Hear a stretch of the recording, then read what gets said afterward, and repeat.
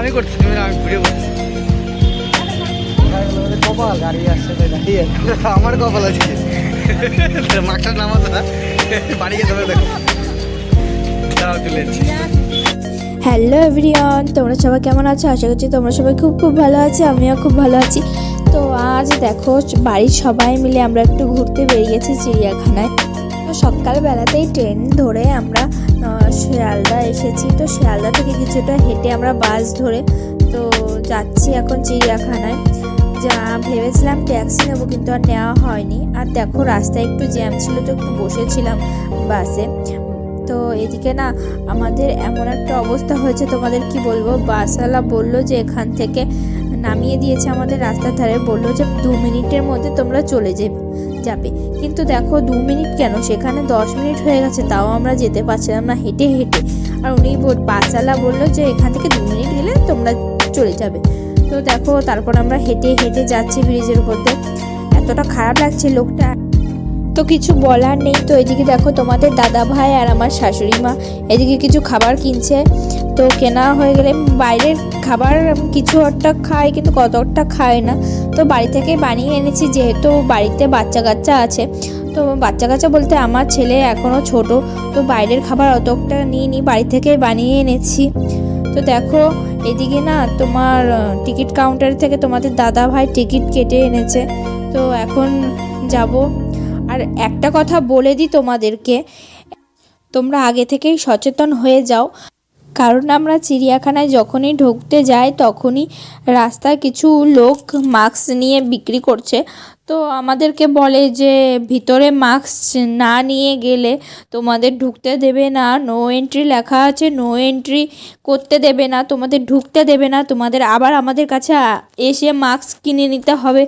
তো এইভাবে তারা বলে বলে এতটাভাবে বলেছে যে আমাদের বাধ্য হয়ে মাস্ক কিনতে হয়েছে। মাস্ক মানে তাদের ব্যবসাটা বাড়ানোর জন্য এরকমভাবে মিথ্যা কথা বলবে। তো তারা এরকমভাবে মিথ্যা কথাটা বলেছে, তো তোমরা সাবধান হয়ে যাও, ঠিক আছে? যাতে তোমরা গিয়ে এরকম মিথ্যের বিপদে যেন না পড়ো, এটাই জাস্ট মাথায় রেখো। আমি বলবো না যে মাস্ক পরাটা খারাপ, এটা কিন্তু খুবই ভালো, স্বাস্থ্যের জন্য কিন্তু খুবই ভালো, কিন্তু এভাবে মিথ্যে কথা পারলে বলো না।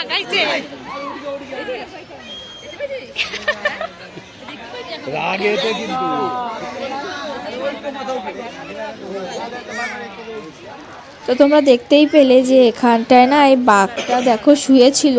আর বাঘগুলো যে এত রোগা হয়ে গেছে, এদের মনে হয় কি খেতেও দেয় না, এতটা রোগা হয়ে গেছে। তো বাঘগুলো যে আশায় গিয়েছি সেই আশাটা একদম ভেস্তে গেছে।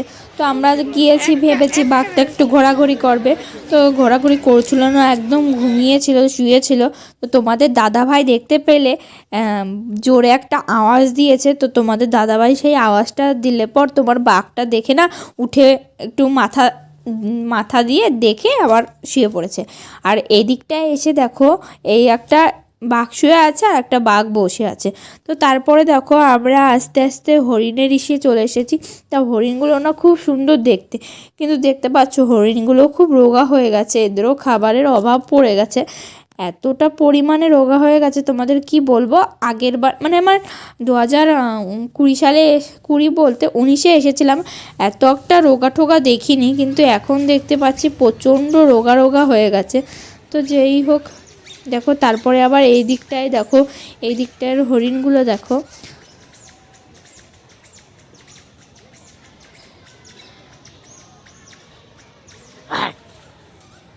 আর এই হরিণগুলো না প্রচণ্ড রোগা হয়ে গেছে, দেখো এই দেখো পেটের সাথে পেট লেগে গেছে, তোমাদের কি বলবো। আর গায়ের লোমগুলো কি অবস্থা হয়ে গেছে। গিয়ে আমরা যেটা ভেবে গেছি ওরকমটা কিছুই হয়নি। ভেবেছিলাম একটু বাঘ ঠাক ভালোভাবে দেখতে পারবো, তো তেমনটা কোনো রকমই হয়নি। তারপরে দেখো এদিকে দেখো ভাল্লুকের অবস্থাটা দেখো, আমি গিয়ে অবাক যে ভাল্লুকটা এরকম অবস্থা হয়ে গেছে। আর দেখো তোমাদের কি বলবো, মানে এটা তো ভালো না না তোমরা। তো দেখো ভাল্লুকটা কিভাবে নাক থেকে মানে ও কিছু একটা স্মেল করছিল নাক থেকে। তো এখানটায় এই চারিদিকে মানুষ ছিল, তো দেখো ও এদিক থেকে গুড়গুড় গুড়গুড় করছে। তো ওরও না খিদে পেয়েছে, আমি জাস্ট ভাবছি যে কি অবস্থা এগুলোর এরকম অবস্থা। তো তারপরেই ভাল্লুক ঠাল্লুক দেখে দেখো এই দিকটায় চলে এসেছি জেব্রা দেখতে। তো এই 3টে জেব্রাই চোখে পড়েছে, আর চোখে পড়েনি। আর তোমার বেশি কিছু দেখিনি, হাতি দেখা হয়নি।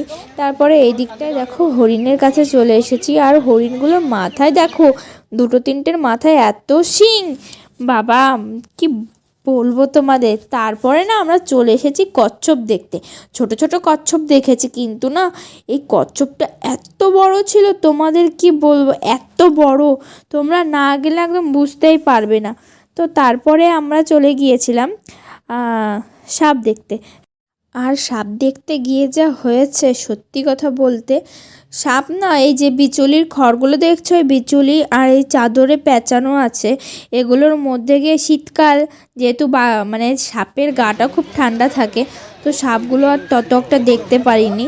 তো এই একটাই সাপ দেখতে পেয়েছি, কি পাইথন বলে যেন, আমার ঠিক মনে নেই।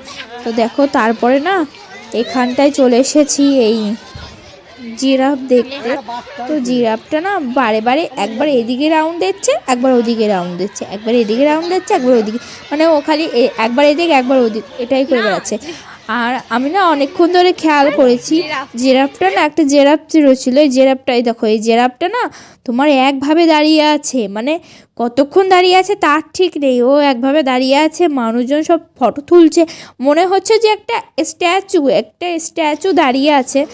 তো তারপরে জিরাফ দেখার পরে আমরা চলে গিয়েছিলাম সিংহ দেখতে। তো সিংহ দেখতে, তো এটাও না খুব খারাপ, দেখো খারাপ অবস্থা, শুয়ে আছে। আর আমরা গিয়েছিলাম 25 তারিখে, 24 তারিখে একটু বৃষ্টি হয়েছিল, যেহেতু মেঘলা মেঘলা ছিল, বৃষ্টি পড়েছিল। তা দেখো 25 তারিখে হালকা হালকা রোদ ছিল, তার জন্য কিছু কিছু বাঘ সব রোদ্দুরে গিয়ে ঘুমাচ্ছিল। আর এই পাখি, তারপরে দেখো পাখি দেখতে চলে এসেছি। তো এই মাকাও পাখিগুলো না খুবই ভালো লাগে, আর এর দামও অনেক। আমার ইচ্ছে আছে যে এই মাকাও পাখি পুষার। তো আমার মাকাও ভালো লাগে, আমার মাকাও বলতে আমার টিয়া পাখিও ভালো লাগে, আর যেগুলো লাভ বার্ড হয় সেগুলোও ভালো লাগে। তো দেখো খুবই ভালো লাগছিলো। তারপরে দেখো এমু পাখি দেখতে চলে এসেছি, এমু পাখি।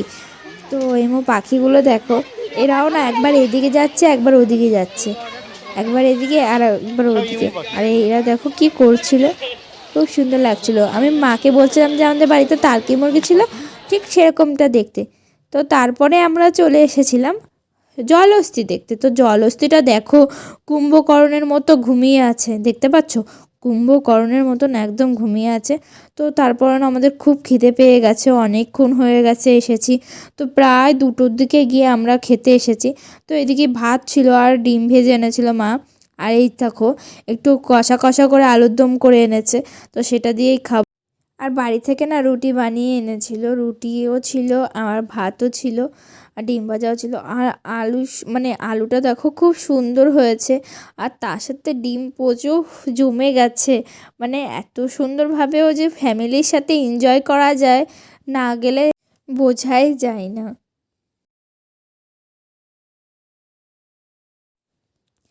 তো খাওয়া দাওয়া দেখো শেষ করেই এদিকে চলে এসেছিলাম। এটা একটা বাঘ, তো এই সাদা বাঘ দেখতে চলে এসেছি।